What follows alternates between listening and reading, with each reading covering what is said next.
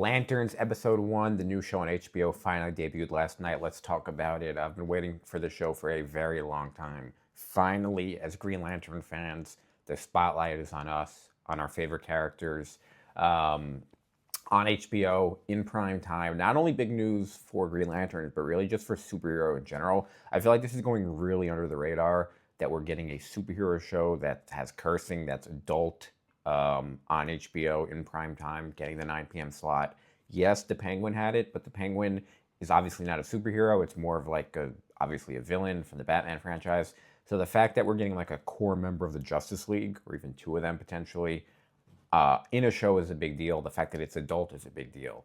And so it's very, very exciting. That HBO stamp of approval, the HBO thing just flashing, the TV sound thing flashing before the DC logo came on, I thought was very cool. My takeaway from the show is that one, it's good. I just don't know if it's the Green Lantern show or project that I wanted. It's definitely a good show. It definitely is a good pilot. It's definitely quality, but it definitely feels like, in my opinion, a good show with the Green Lantern skin over it. And instead of it just being a good Green Lantern show. And I know that might sound kind of, I don't know, condescending or kind of like a film bro, but I'm not even trying to like sound like smart when I say that. I just really believe it to be true. It feels like, and my biggest worry about this show is just the creators are embarrassed of the character. It seems like they're talking about so much about what's happening instead of showing it to us. And I understand there are budget restrictions, but when Hal Jordan is talking about when he got the ring, why aren't we seeing that even in a flashback sequence?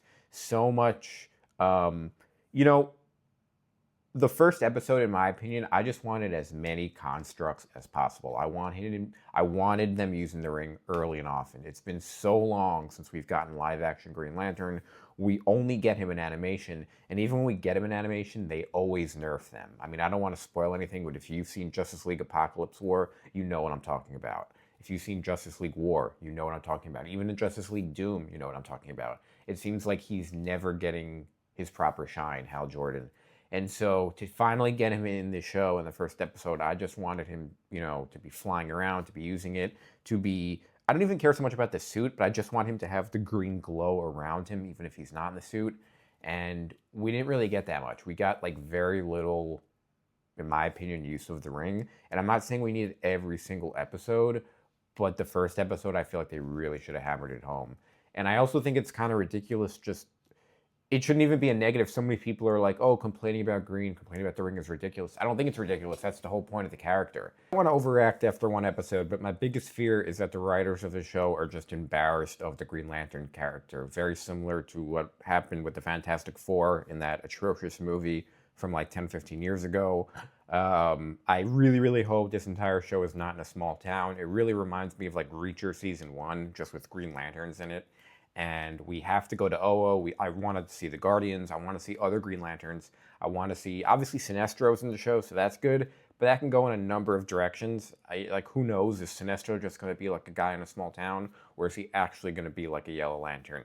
Are we going to get other colored lanterns? I'd like to see blue ones. There's red ones. There's pink ones. There's all sorts of ones. So I just really, really I wanted the project to be the one that got like super fantastical. I don't know why the Green Lantern show was the one that got super grounded. And it's just strange to me how much people are accepting this. Like, imagine if we got a grounded Wonder Woman show, right? A Wonder Woman in a small town like this. If we got The Flash in a small town like this. If we got Aquaman in a small town like this. None of that would make sense, but for some reason, everyone is accepting of it because it's the Green Lanterns, which is weird because they're like the most intergalactic character of all of them. So it's very, very confusing. But I understand because I don't, like, if they just put this entirely around green screens and just have them in CGI planets the whole time, that would be bad also. So I do understand. My hope is that because they have so many scenes of them just talking, which are cheap scenes to make, they could then use that money that they're saving on those scenes and save it for the CGI and the Green Lantern scenes. That is what I'm hoping the logic here is that you have cheap scenes to counteract the expensive scenes. This is what Game of Thrones famously did, having all the scenes of people just talking, which saves money to use on the dragons. However, if they don't do that, then I don't really see the point. again, I'm not saying that the small town stuff is bad. It's been so long since we've got Green Lantern stuff. That's what I'm focused on. Like, I just want to see cool Green Lantern stuff done on screen. Um, and so, getting into the spoilers, getting into, more of the story. This story takes place in three different times. It takes place in 1996, 2016, and 2026. And 1996, Jon Stewart is like a kid and he's watching TV with his brothers. They're kind of like sneakily, secretly watching it. You can tell they're looking for their dad to come home. And Hal Jordan is on TV and gives his first interview. So people know about Hal Jordan. They know he's Hal Jordan. They know he's a Green Lantern, and he's kind of like a public figure. This is in 1996, and so Jon Stewart is like very clearly looking up to him. Very clearly sees him as a hero. And his father comes home, and you think first his father's in the military, and you think his father's gonna beat him at first, like just beat him up for watching TV. But then he actually takes him outside and he puts an apple on his head, and he shoots the apple off his head. And the entire time, Jon Stewart was just kind of smiling. So you see, he's kind of been trained for this. And then we flash forward to 2016, and he's being trained by Hal Jordan. So it's pretty much out in the open. Like, everyone in the public knows that Hal Jordan is training him. They know, like, everyone knows what's going on. There's like no secret identity here at all. He's being asked for autographs on the street. So he's been Green Lantern for a while now, for 20 years. And so, he's training him. We see the scene of him from the trailer of him driving the car off the cliff and him putting the ring on. So it's scenes like that that are cool, but you just have to wonder, like, okay, these are like cool small town scenes, like I said, with a Green Lantern skin over it, which I think is different than a good Green Lantern show, which is different than if, Jon Stewart put on the ring and maybe flew out of the car, or put on the ring and you saw a construct. You didn't really see anything. So, like I said, I think this show, in my opinion, at least episode one, is a little bit of embarrassed of being like a nerdy show. It seems like they're trying to be cool because they're on HBO instead of just being what they are. And that's my biggest takeaway.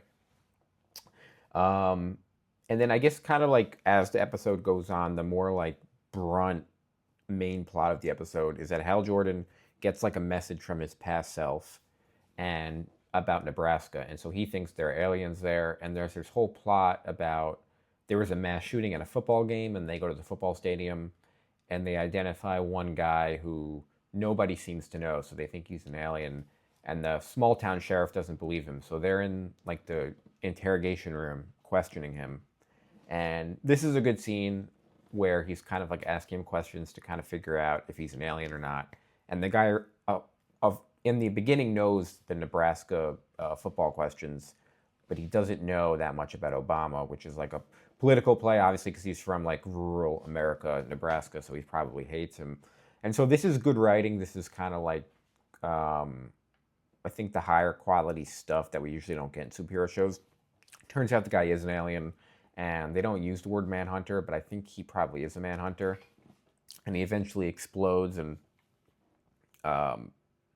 Hal Jordan kind of covers him up with the ring, like with a bubble. And I think they do allude to something which is one of my favorite things about the Green Lanterns, is the fact that his ring isn't charged, which I just think is so funny that he has to constantly charge the ring. Even though I love the Green Lanterns, it's just like such a funny weakness of the character that he has to constantly carry around like this goblet, the lantern itself, and he has to keep charging it up. So I just always thought that was really funny. And he always is like on low battery, like a phone. So this episode kind of ends then in 2026. We see Jon Stewart. He's looking older, looking much more like the animated Jon Stewart. And then they go back to the football stadium. And this time, Hal Jordan, he talks to the sheriff. And this time we find out that Hal Jordan is kind of like frozen over solid on, like in the football field and is dead. But they pan over to his ring finger, and he's not wearing the ring. And if he's not wearing the ring, then Jon Stewart should have the ring. So I don't know if this is like an alien, this is a shapeshifter, this is someone else. This better not be the official death of Hal Jordan. I would be shocked if Hal Jordan is dead after one episode. I'm going to assume that Hal Jordan did not actually die in this episode. He better not have. I heard rumblings of this for a while, and now that we finally saw it, he didn't have the ring on his finger, so I'm going to assume that the writers are smart enough not to do this. If he actually is dead, this is catastrophic. This is not some sort of plot twist. This is catastrophic if he actually is dead. So I'm going to assume that he isn't. We see him kind of frozen over, and then the episode ends. So we'll see where this show goes. I'm very excited. Like I said, I do have some critiques of the first episode, just of the aesthetic, but I don't want to go too hard because who knows? Like, they could spend the last 4 episodes in space. They could spend 5 episodes in space. There's a lot of things, just a lot of places this show can go.